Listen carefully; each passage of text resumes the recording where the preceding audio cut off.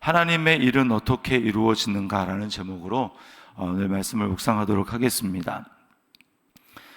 이제 솔로몬이 이제 연설을 하고 있는 장면이죠. 자, 15절에 보면 여호와께서 그의 입으로 내 아버지 다윗에게 말씀하신 것을 이제 그의 손으로 이루셨도다, 이렇게 말씀하고 있습니다. 그러니까 하나님이 이제 드디어 약속하신 것들을 이루셨다.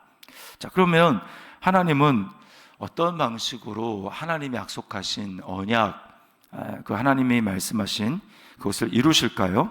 그것은 선택하심을 통해서 하나님은 이루십니다. 선택하심을 통해서 16절에 보니까 내 이름을 둘 만한 집을 건축하기 위하여 다윗을 택하여 내 백성 이스라엘을 다스리게 하였노라 하신지라, 이렇게 이야기를 합니다. 하나님이 어떻게 이루시는가? 한 사람 다윗을 선택하심으로 이루셨다라고 말씀하십니다. 하나님은 항상 말씀하시고 언약을 맺으시고 그 언약을 성취하시되 반드시 그 언약을 맺을 사람을 선택을 하십니다. 그리고 뭘 보여주시냐면 언약을 맺는 그 당사자가 자기 능력으로는 도저히 이룰 수가 없다라고 하는 것을 하나님은 보여주시고, 그러면서 하나님이 어떻게 그 일을 이루어 가시는지를 말씀하시고 보여주십니다. 그러면 언약을 맺는, 하나님과 언약을 맺은 당사자는 내 이름으로 도저히 할 수 없는 일을 하나님이 행하시는구나, 그 하나님이 행하시는 것들을 발견하고 깨달으면서 하나님의 성실하심과 하나님의 능력을 찬양하게 되는 것이죠.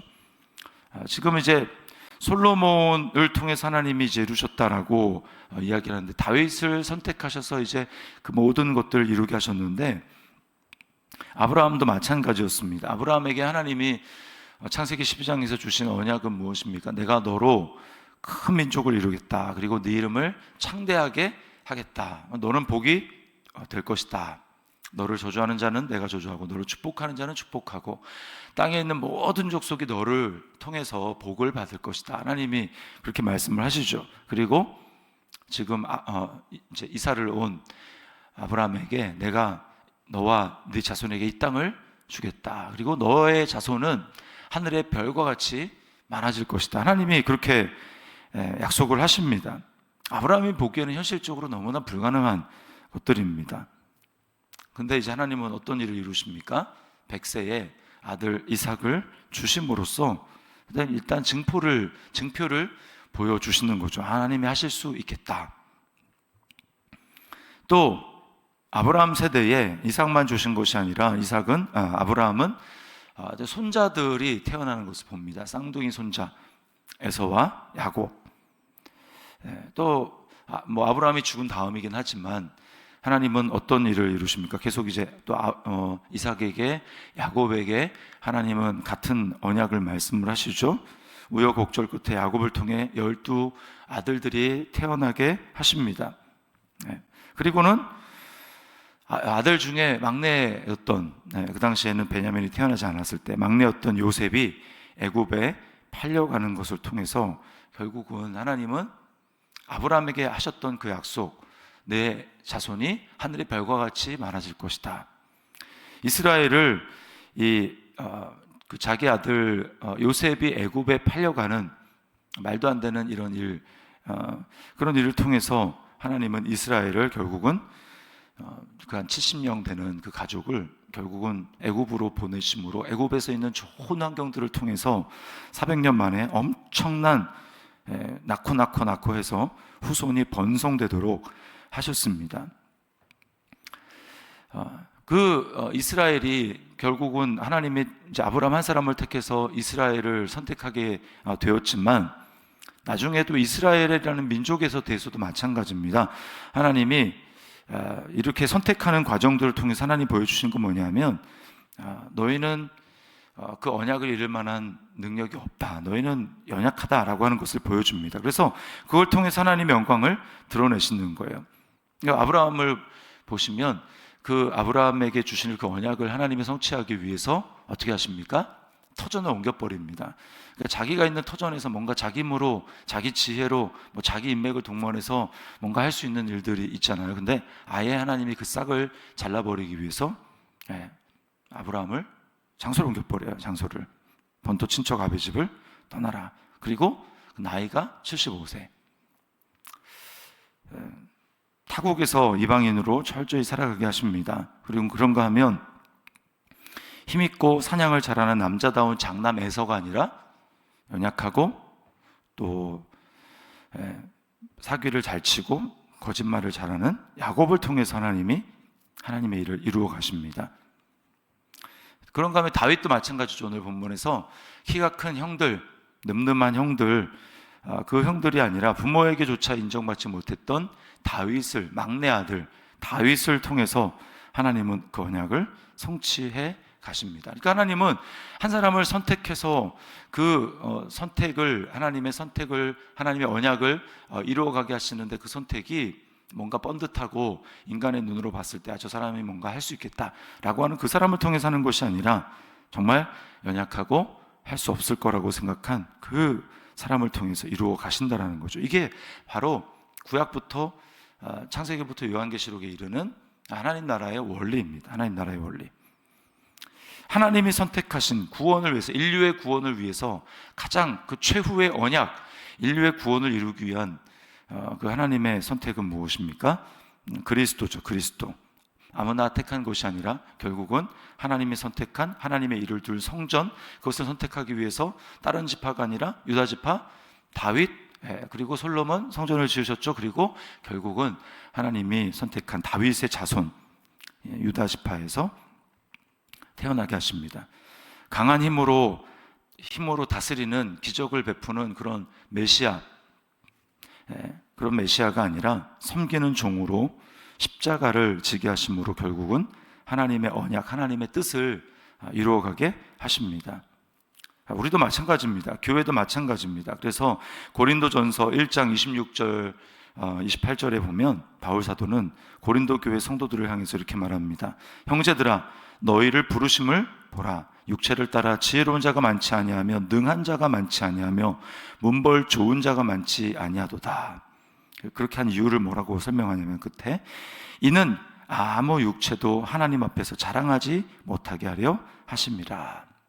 이 모든 언약을 이루는 과정들을 통해서 하나님은 영광 받으시는데, 어떤 영광입니까? 내 힘으로 했다라고 하는 자기 자랑을 하는 것이 아니라, 저는 정말 이 일을 할 수 없는 사람이었는데 모든 것을 당신이 하셨습니다 라고 하는 이 고백, 이 찬양, 이것을 통해서 하나님이 영광을 받으신다라는 거예요.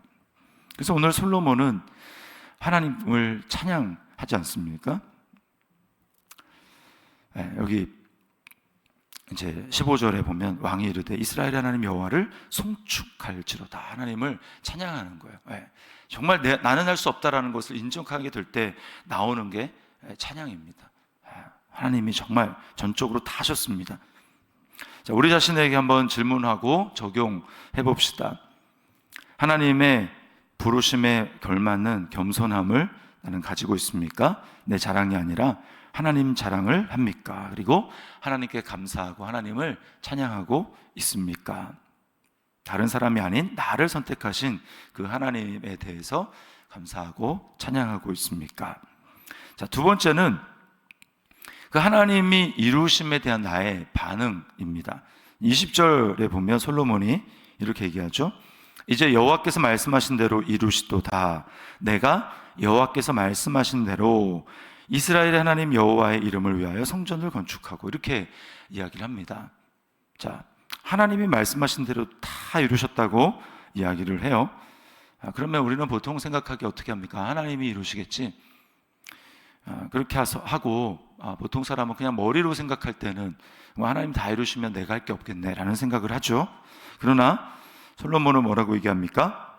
하나님이 다 이루신다라고 하면서 이스라엘의 하나님 여호와의 이름을 위하여 내가 성전을 건축한다. 하나님이 이루신다라는 것을 믿는 것은 내가 하나님의 일에 동참한다라고 하는 뜻입니다. 하나님이 다 하실 수 있지만 항상 하나님의 또 원리는 무엇입니까? 한 사람을 선택해서 연약한 사람을 통해서 그 일을 행하시는데 그 사람을 통해서 또 이루신다라는 거예요. 하나님의 역사에 동참할 수 있는 엄청난 영광과 특권을 우리에게 주시는 것이죠. 하나님을 더 깊이 알고 경험하고 그것을 전파하게 하는 것입니다. 그냥 하나님이 다 하시면 하나님이 어떤 분이신지, 하나님이 어떻게 행하시는 것인지 알 수 없죠. 그러나 그 일에 함께 동참하고 가까이에서 하나님을 섬김으로 말미암아 하나님을 아는 것입니다. 경험해서 아는 거예요. 경험해서 알기 때문에 전파하는 것이죠. 하나님이 이루실 것이라는 믿음을 전해 듣는 사람은 그 굉장한 하나님의 사업과 하나님 나라의 일에 초대받는 특권을 누리는 것입니다. 다니엘을 예를 들어보면, 다니엘은 바벨론에서 포로 생활을 하는 중에 성경을 읽죠. 어떤 성경입니까? 예레미야서를 읽게 됩니다. 그러면서 거기서 하나님이 포로로 잡혀갔지만 다시 돌이킬 것이다, 회복의 하나님의 약속을 알게 돼요. 근데 그 약속이 몇 년 만이었냐? 70년 만이다. 계산해 보니 70년이 얼마 남지 않습니다. 얼마 남지 않았습니다. 하나님이 이루실 텐데, 하나님이 그 포로에서 다시 돌이키는 이 엄청난 역사를 이루실 텐데, 그 하나님의 역사를 하나님이 다 이루시겠지 이렇게 한 것이 아니라 다니엘은 그 역사를 보면서 하나님 앞에 기대와 간절한 소망이 생겼습니다. 믿음이 생겼습니다. 그리고 그 믿음은 무엇을 하게 만들었습니까? 다니엘로 하여금 기도하게 만들었어요. 하나님이 70년 만에 돌이킬 거라고 하는 약속을 하지 않으셨습니까? 그래서 나온 것이 세일의 금식 기도입니다. 이렇게 약속을 발견하고 믿고 기도하는 사람을 통해서 하나님은 지금도 하나님의 일을 이루어 가십니다. 하나님이 동참시키는 거죠. 그리고 예수님 시대에도 주님의 기적은 그 기적을 통해서 순종하는, 주님의 말씀에 순종하는 사람을 통해서 이루어졌습니다. 그러면 주님을 알아가는 거예요. 이분이 도대체 어떤 분이시기에 이런 일을 행하시는가, 그리고 전파하는 것입니다. 그리스도께서 재림하셔서 새하늘과 새 땅이 임할 비전을 분명하게 우리가 깨닫고 보게 되면, 하나님이 지금 그 일을 하고 계시는 것을 우리가 분명하게 깨닫게 되면 우리는 믿음으로 하나님의 그 역사에 동참하게 됩니다. 어떤 일을 행할까요?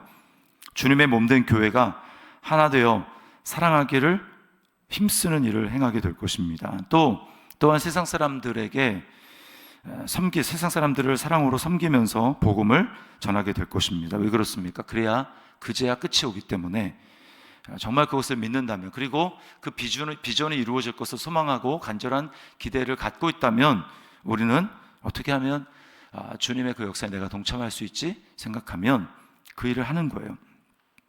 하나님은 지금 하나님의 나라가 임하기 위해서 약속에 믿음으로 반응하며 기도하는 자기 백성을 찾고 계십니다. 하나님의 약속의 말씀에 불타는 열정을 가지고 구하는 사람을 찾고 계십니다. 빌립보서 2장 13절에 너희 안에서 행하시는 이는 하나님이시니, 그러면 우리는 손 놓고 있어야 될 거 아닙니까? 그 다음에 자기의 기쁘신 뜻을 위하여 너희에게 소원을 두고 행하게 하시나니, 하나님을 정말 믿는 사람, 말씀을 정말 믿는 사람에게 마음 가운데는 소원이 일어납니다. 열정이 일어납니다. 내가 정말 주님 나라를 위해서 이렇게 행해야 되겠다. 그럼 나를 통로로 주님 쓰십시오. 그렇게 나를 통해서 하나님의 역사와 하나님의 나라가 이루어져 가는 것입니다. 자, 적용입니다. 하나님의 말씀을 믿음으로 그 말씀을 이루기 위해 내 마음에 일어나는 열망과 소원은 무엇입니까? 나는 어떤 믿음의 행동을 취하여 하나님 나라 일에 동참할 것입니까? 오늘 하나님의 일은 어떻게 이루어지는가라는 제목 아래 하나님은 연약한 사람을 선택하심으로 이루시고, 또 그 연약한 사람이 그냥 가만히 있음으로가 아니라 그 하나님이 행하신 그 일, 그것을 정말 믿음으로 반응해서 그 하나님의 역사에 나 자신을 동참시키고 그 일에 하나님의 동역자가 됨으로써, 그 일에 열망과 비전을 가지고 행함으로써 하나님의 뜻이, 하나님의 일이 이루어진다는 것을 기억하고 오늘 하루를 우리 하나님 앞에 믿음으로 반응하며 나를 통해 하나님의 역사가 이루어지는 그런 한 날이 될 수 있기를 주님의 이름으로 축원합니다.